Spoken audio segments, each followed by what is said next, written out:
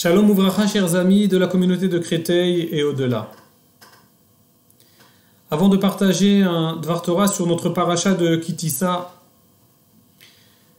j'aimerais dire à la famille, à la communauté, que nous avons connu cette semaine un événement tragique.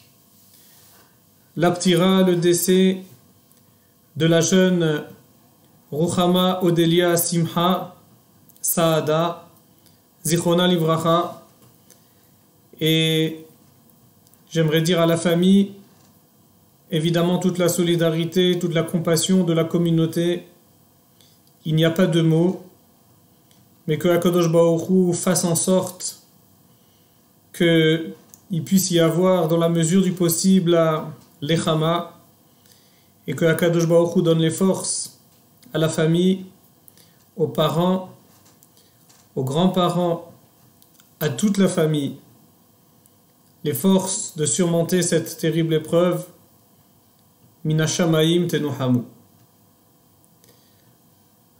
Dans notre paracha de Kitissa, vous avez remarqué sans doute qu'il y a un déséquilibre dans la répartition des montées.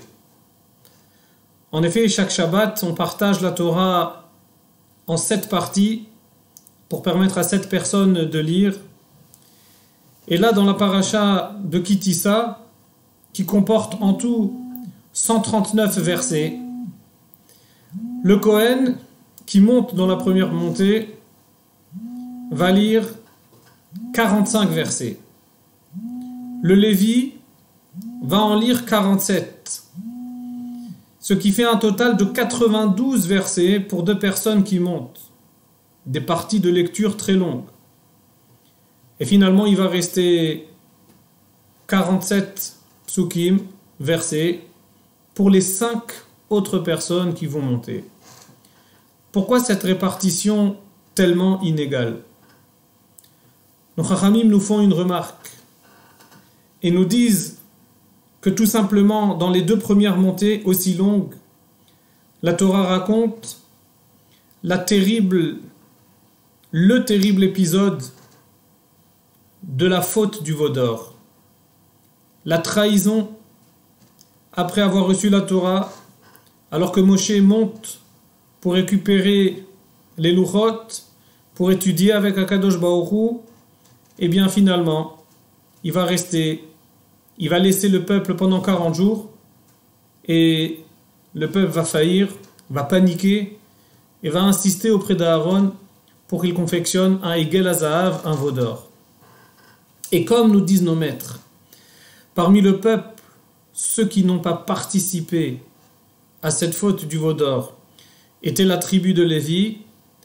Donc, pour ne pas faire honte à celui qui va monter à la Torah, on réserve toute la lecture de la faute du veau d'or, même si elle prend la plus grande partie de la paracha, aux 2 premières montées, qui sont réservées aux Kohen et aux Lévi, qui font donc partie de la tribu n'ayant pas participé à la faute du veau d'or, afin que celui qui monte soit Kohen ou Lévi et non pas un Israël, pour qu'il n'ait pas honte en montant et en lisant la Torah.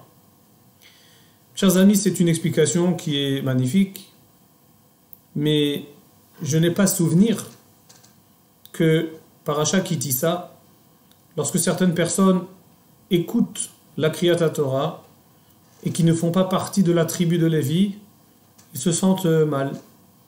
Ils ont honte de la faute du veau d'or. Est-ce que cela pouvait justifier de ne pas faire monter un Israël à ce point pour ne pas qu'il ait honte? Et peut-être que de cette particularité, nous pouvons déduire 2 enseignements. Le premier, c'est que oui, on devrait vivre les choses, on devrait écouter la lecture de la Torah, on devrait participer à ce qui se fait, à ce qui se dit dans les prières, avec une telle intensité, avec une telle ferveur, avec une implication entière, qu'on aurait dû, peut-être, ressentir, même après des siècles, des millénaires, ressentir la faute du veau d'or.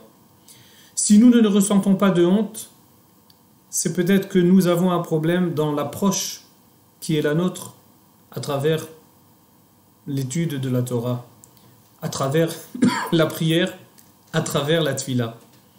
Si nos Chachamim nous disent, c'est que peut-être on devrait, et c'est là un appel, à vivre ce que nous faisons, que ce soit les fêtes, que ce soit les mitzvot, que ce soit les prières, que ce soit tout ce qui fait la beauté de notre vie spirituelle, peut-être de rajouter un petit peu de ferveur, peut-être d'y rajouter un petit peu d'intention, peut-être rajouter un petit peu de vie, ce qu'on appelle en hébreu la kavana, faire les choses avec une kavana, et alors peut-être qu'effectivement, si c'était le cas, si nous vivions les événements qui sont relatés dans les Beit Knesset, dans les synagogues, au fil de l'année, eh bien peut-être que oui, on devrait être capable de ressentir les choses de cette manière. Mais le deuxième enseignement, c'est peut-être aussi un appel à nous tous, à nous renforcer sur ce point. Peut-être qu'effectivement, la plupart des gens peuvent ne pas avoir honte de la faute du veau d'or qui, même si elle était celle des ancêtres, ne les concerne peut-être pas à eux aujourd'hui. Mais peut-être que ici nos Chachamim veulent nous dire à quel point on doit prendre des précautions lorsqu'il s'agit de préserver la dignité, le respect que l'on se doit les uns aux autres. Même s'il peut y avoir un sentiment très très lointain de honte que l'on pourrait ressentir, que l'autre pourrait ressentir, on doit tout faire pour éviter de lui faire sentir. Et si on avait le choix entre faire monter à la Torah un Cohen et un Lévi ou un Israël pour cette partie, on privilégiera la première possibilité, celle du Cohen ou de Lévi, parce qu'on saute de cette façon, parce qu'on arrête avec cela la possibilité et l'éventualité de faire honte, même si c'est hypothétique, à quelqu'un. Que Akadosh Baruch Hu nous permette de comprendre cet enseignement, de donner de l'intention, de la ferveur dans ce que nous faisons, et que Be'ezrat Hashem Yitbarach, non seulement cette ferveur et cette intention que nous mettons, mais également l'attention que nous portons à autrui. Si on arrive à se renforcer dans cette Ben Adam Lahavero, c'est-à-dire dans ces relations que nous avons les uns avec les autres, que Akadosh Baruch Hu prenne en pitié le Ham Israël, que Akadosh Baruch Hu dise stop à tous les moments difficiles, toutes les difficultés que vit Ham Israël, que Akadosh Baruch Hu apporte la consolation, la nechama à la famille, à la communauté et à ceux qui sont meurtris, et que Be'ezrat Hashem Yitbarach, nous puissions nous annoncer des Besorot Tovot, des nouvelles, des bonnes nouvelles, avec la venue du Mashiach Tzidkenu Bimera B'Yamenu. Shabbat Shalom ou Mevorach.